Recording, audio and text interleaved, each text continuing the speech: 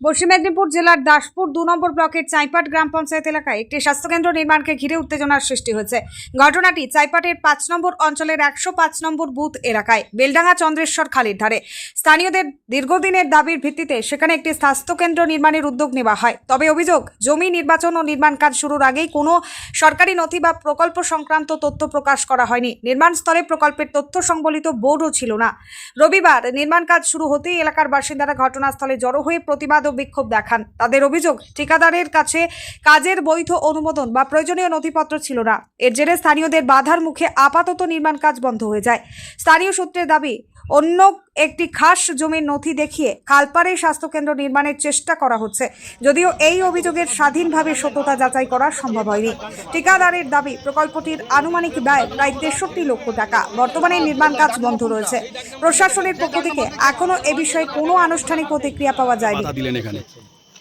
এইখানে কি কাজ হচ্ছে আমরা এখনো পর্যন্ত ডিটেলস জানতে পারিনি, কিন্তু বিভিন্ন সূত্র, অসমর্থিত সূত্র থেকে আমরা জানতে পারছি এখানে একটা হেলথ সেন্টার হবে বলে বলছে, এবং তার জন্য সমস্ত স্বাস্থ্য ভবনের প্রজেক্ট, সেই জন্য এখানে সব তোড়জোড় হচ্ছে।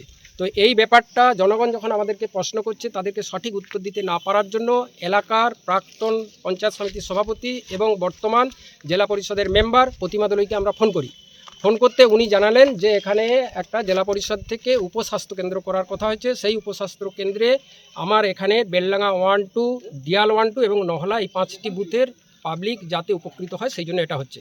তো আমাদের প্রশ্ন ছিল যে যদি হচ্ছে তাহলে এখানে বোর্ড নেই কেন, তাহলে পাবলিক জানবে কি করে? তোমাকে কি ফোন করে জানবে বা কিভাবে জানবে?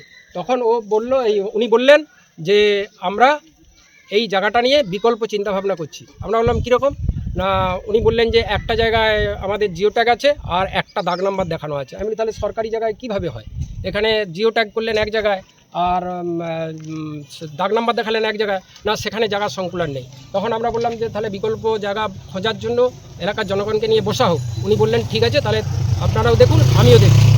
কিন্তু আজকে আবার 4 দিন কেটে যাওয়া গেল ফোন হওয়ার পর, তাতেও দেখছি আজকে পুরো দমে পাবলিক ওদের লেবার কাজ করছে।